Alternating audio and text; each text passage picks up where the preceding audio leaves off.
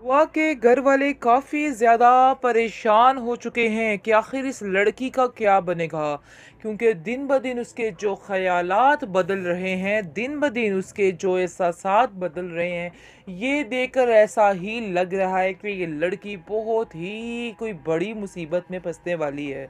क्योंकि जैसा कि आप देख रहे हैं कि वो अपनी मर्ज़ी और अपनी मनमानी किए जा रही है और सोच रही है कि बस वही मेरी ज़िंदगी है और वही मेरी दुनिया है। लेकिन वो ये बात नहीं जान रही कि उसकी ज़िंदगी कितनी कठिन और कितनी परेशान कुन होने वाली है। क्योंकि अभी वो समझ रही है कि बस वो इस दोज़ख, इस अज़ाब से निकल जाएगी तो सब कुछ ठीक हो जाएगा। लेकिन कहीं न कहीं दुआ के घरवालों की ये सारी पाबंदियाँ उसके फ़ायदे के लिए थी। क्योंकि जैसे ही वो उसको नाचते-गाते देखते हैं, तो उसका बाप हलकान होकर रह जाता है और कहता है कि आखिर तुम किस किस्म की लड़की हो? तुम्हें मैं बार-बार समझा के थक चुका हूँ कि हमारे ख़ानदान में ऐसे काम नहीं होते। हम लोग ये सब कुछ नहीं पसंद करते, लेकिन फिर भी तुम्हें किसी बात का, किसी चीज़ का एहसास नहीं हो पा रहा है। मुझे यकीन है कि तुम मेरी बात को ज़रूर सुनोगी और ज़रूर समझोगी, लेकिन अफ़सोस इस बात का है कि तुम्हें वाक़ई में कुछ समझ नहीं आ रही। मैं तुम्हारी इन हरकतों को देख के बहुत ज़्यादा परेशान हो चुका हूँ, बहुत ज़्यादा तंग आ चुका हूँ। आगे से आप देखेंगे कि वो कहती है कि मैं जैसी हूँ मैं वैसी ही रहना चाहती हूँ, क्योंकि मेरा ख्वाब है जो मैं उसको पूरा करना चाहती हूँ, इसलिए कोई भी मेरे रास्ते में दीवार नहीं बनेगा। मैं बिल्कुल गलत नहीं हूँ, लेकिन एक अपने शौक़ को पूरा करना चाहती हूँ, इसलिए मुझे यकीन है कि कोई ऐसा होगा जो मेरे शौक़ को पूरा करने में मेरी मदद करेगा, और वो है जी दानिश। दानिश तैमूर उसकी हर बात पे मदद करेगा, लेकिन एंड पर आकर इसकी ही ज़िंदगी को वबाल बना कर रख देगा। फिर इसको जाके समझ आएगी कि आखिर ये सारे जो करना चाह रही थी अपने चाव, किस पाँव बिकते आन होती है हैं। उसको देख के, पहले तो उसकी किसी बात का यकीन नहीं करती है और बातों-बातों में इसको कह देती है कि मैं ऐसे लोगों से दोस्ती नहीं करती और ना ही मैं पसंद करती हूँ। लेकिन आप देखेंगे कि आहिस्ता-आहिस्ता वही जो है बात वो उटल होती जाएगी और सारे मामले जो हैं सुलझते जाएँगे।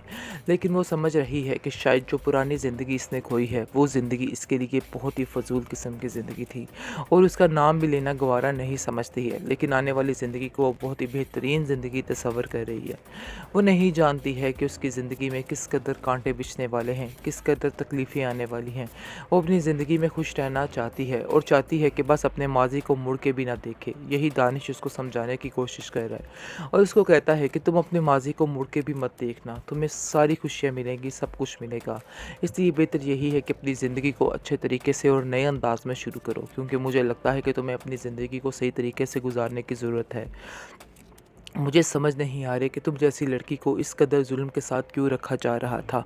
इतने ज़ालिम लोग कैसे हो सकते हैं? जिस पर वो कहती है ऐसी कोई बात नहीं है। अलबत्ता वो जानती है कि उसकी अपनी कुछ ख्वाहिशात थी जिसकी वजह से उसके घर वाले उससे तंग आ चुके थे और इन बातों को बिल्कुल नापसंद करते थे। लेकिन वो जिन ख्वाहिशात पर मर मिटी थी वही करके दिखाएगी, वही बन के दिखाएगी। इस बात की समझ अभी नहीं आ रही उसको और वो समझ रही है कि मसले बड़े ही ठीक जा रहे हैं और जैसे ही दानिश उसको मिल गया तो समझो उसको सब कुछ मिल गया है। इस बात ने उसको बिल्कुल बिगाड़ के रख दिया है और उसका दिमाग जो है ख़राब करके रख दिया है।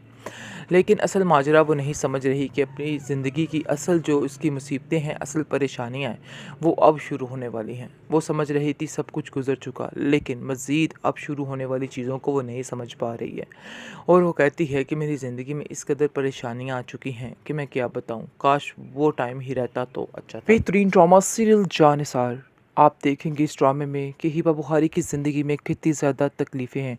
तकलीफ़ें इस बात के लिए हैं क्योंकि जो कुछ वो करना चाहती है वो उसके घर वाले इस चीज़ को नहीं एक्सेप्ट करते हैं।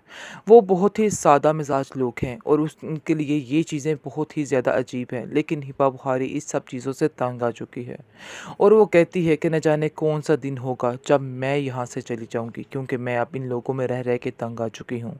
उसकी माँ उसको समझाने की कोशिश करती है और कहती है कि बेटा तुम कैसी बातें कर रही हो? ऐसा क्यों सोच रही हो? न जाने ज़िंदगी कहाँ के इस मोड़ पर तुम्हें कैसे ले आए। तुम समझ क्यों नहीं रही? जहाँ पर हो जो कुछ है इसी को गनीमत समझो। लेकिन वो कहाँ सुनने वाली है और अपने घर वालों की बातों को बहुत ही गलत किस्म का सोचती है और कहती है कि एक दिन मैं वो करके दिखाऊँगी जो किसी ने नहीं किया है। बहुत सी बातें करती है। उसके घर वाले भी काफ़ी परेशान हैं उसकी वजह से।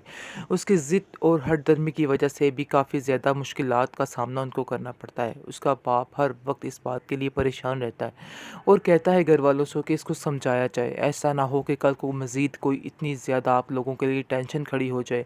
फिर जाकर आपको समझ आएगी कि क्या हो रहा है और क्या नहीं हो रहा। लेकिन मुझे नहीं लगता कि आप लोगों में इस बात की अकल है और आप लोग इस बात को समझ रहे हो। जिस पर आप देखेंगे कि वो कहती है कि मैं ऐसा कुछ भी नहीं करने वाली। जो करूँगी आपकी मर्ज़ी के मुताबिक ही करूँगी। आपको परेशान होने की ज़रूरत नहीं है। बहुत ज़्यादा यानी कि सता रही है वो भी इस कदर के, लेकिन खामोश भी है, लेकिन फिर भी वो चाह रही है कि उसकी मर्ज़ी के मुताबिक सब कुछ हो। ये काम करना उसके घर वालों के लिए नामुमकिन नज़र आ रहा है क्योंकि वो ऐसा उसको नहीं देखना चाहते हैं। वो बहुत ही सादा तबीयत लोग हैं, इसलिए वो इन सब चीज़ों को पसंद नहीं करते हैं। लेकिन वो आज़ादी के लिए कुछ भी करना चाहती है और कहती है कि मैं अपनी आज़ादी के लिए कुछ भी करूँगी। यानी कि मैं इस तरह की ज़िंदगी नहीं जीना चाहती और अपनी ज़िंदगी को ख्वाबो-ख़याल इस तरह से होने लग जाते हैं उसके कि बस उसके दिमाग में कोई शहज़ादा टाइप लड़का ही आ रहा है बार-बार और बार-बार उसको यही समझ आ रही है और वो आता है दानिश के रूप में और इसलिए आप देखेंगे कि वो बहुत ज़्यादा हैरान होती है उसको देख के। पहले तो उसकी किसी बात का यकीन नहीं करती है और बातों-बातों में इसको कह देती है कि मैं ऐसे लोगों से दोस्ती नहीं करती और ना ही मैं पसंद करती हूँ। लेकिन आप देखेंगे कि आहिस्ता-आहिस्ता वही जो है बात वो अटल होती जाएगी और सारे मामले जो हैं सुलझते जाएँगे। लेकिन वो समझ रही है कि शायद जो पुरानी ज़िंदगी इसने खोई है, वो ज़िंदगी इसके लिए बहुत ही फ़ज़ूल किस्म की ज़िंदगी थी और उसका नाम भी लेना गवारा नहीं समझती है। लेकिन आने वाली ज़िंदगी को वो बहुत ही बेहतरीन ज़िंदगी तस्वर कर रही है। वो नहीं जानती है कि उसकी ज़िंदगी में किस कदर कांटे बिछने वाले हैं, किस कदर तकलीफ़ें आने वाली हैं। वो अपनी ज़िंदगी में खुश रहना चाहती है और चाहती है कि बस अपने माज़ी को मुड़ के भी ना देखे। यही दानिश उसको समझाने की कोशिश कर रहा है और उसको कहता है कि तुम अपने माज़ी को मुड़ के भी मत देखना, तुम्हें सारी खुशियाँ मिलेंगी, सब कुछ मिलेगा। इसलिए बेहतर यही है कि अपनी ज़िंदगी को अच्छे तरीके से और नए अंदाज में शुरू करो क्योंकि मुझे लगता है कि तुम्हें अपनी ज़िंदगी को सही तरीके से गुजारने की ज़रूरत है। मुझे समझ नहीं आ रही कि तुम जैसी लड़की को इस कदर जुल्म के साथ क्यों रखा जा रहा था। इतने ज़ालिम लोग कैसे हो सकते हैं? जिस पर वो कहती है ऐसी कोई बात नहीं है। अलबत्ता वो जानती है कि उसकी अपनी कुछ ख्वाहिशात थी जिसकी वजह से उसके घर वाले उससे तंग आ चुके थे और इन बातों को बिल्कुल नापसंद करते थे। लेकिन वो जिन ख्वाहिशात पर मर मिटी थी वही करके दिखाएगी, वही बन के दिखाएगी। इस बात की समझ अभी नहीं आ रही उसको और वो समझ रही है कि मसले बड़े ही ठीक जा रहे हैं और जैसे ही दानिश उसको मिल गया है तो समझो उसको सब कुछ मिल गया है। इस बात ने उसको बिल्कुल बिगाड़ के रख दिया है और उसका दिमाग जो है ख़राब करके रख दिया है। लेकिन असल माजरा वो नहीं समझ रही कि अपनी ज़िंदगी की असल जो उसकी मुसीबतें हैं, असल परेशानियाँ हैं, वो अब शुरू होने वाली हैं। वो समझ रही थी सब कुछ गुज़र चुका, लेकिन मज़ीद अब शुरू होने वाली चीज़ों को वो नहीं समझ पा रही है और वो कहती है कि मेरी ज़िंदगी में इस कदर परेशानियाँ आ चुकी हैं कि मैं क्या बताऊँ, काश वो टाइम ही रहता तो अच्छा था।